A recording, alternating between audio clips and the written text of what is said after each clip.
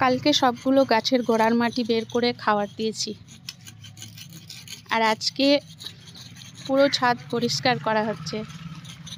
এই যে এইটুকু করা হয়েছে পরিষ্কার, দেখুন কত নোংরা হয়ে আছে ছাদটা।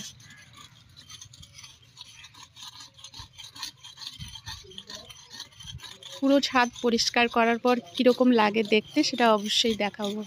এইবার দেখুন ড্রাগন গাছগুলোতে খাবার দাবার দিয়ে যত নোংরা ছিল ছাদে পড়ে সব কিছু পরিষ্কার করে দিয়েছি। এখন দেখুন কত সুন্দর লাগছে ছাদটা।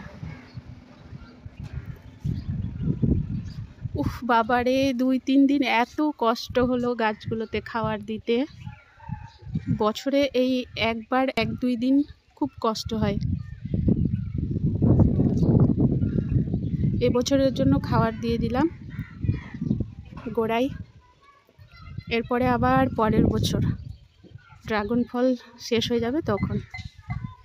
এবারের জন্য মুক্তি। এখন চলবে শুধু তরল সারগুলো।